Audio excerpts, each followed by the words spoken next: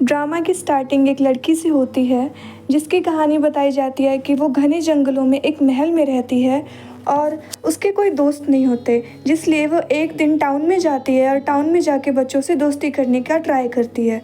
वो बच्चों के लिए गिफ्ट्स लाती है पर कोई उसके पास नहीं आता क्योंकि उसके पास एक मौत का साया होता है। सभी उससे डर के भाग जाते हैं।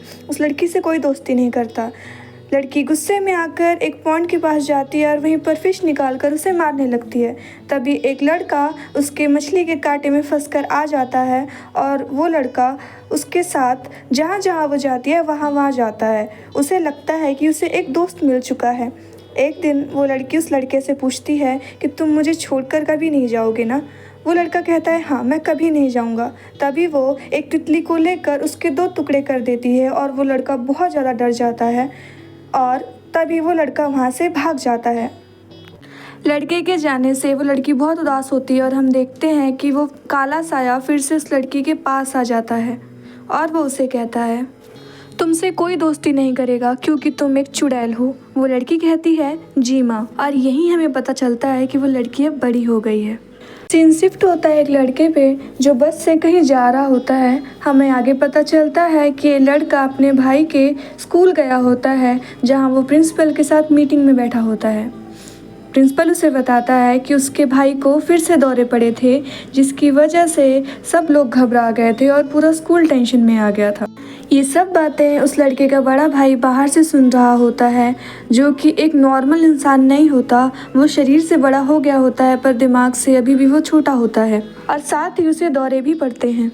आगे हम देखते हैं कि वही मीटिंग रूम वाला लड़का अलमारी से एक किताब निकालकर अपने बड़े भाई सेंगजी के पास जाता है। उसके बड़े भाई सेंगजी को लगता है कि उसका छोटा भाई जिसका नाम ग्यांगजी है वो उस पर गुस्सा करेगा, पर ऐसा नहीं होता। उसका छोटा भाई अपने बड़े भाई की हालत को बखूबी समझता है और वो दोनों घर चले जाते हैं। अगले सीन में हम उसी कहानी वाली लड़की को देखते हैं जो कि एक रेस्टोरेंट में बैठी खाना खा रही होती है।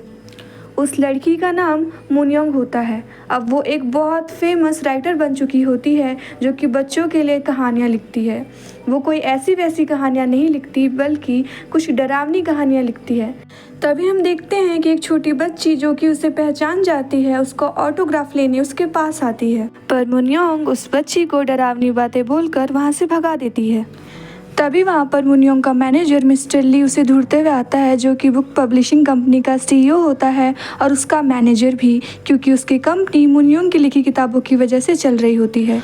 वो मुनयोंग को बताता है कि उसे हॉस्पिटल में बुक रीडिंग के लिए जाना है।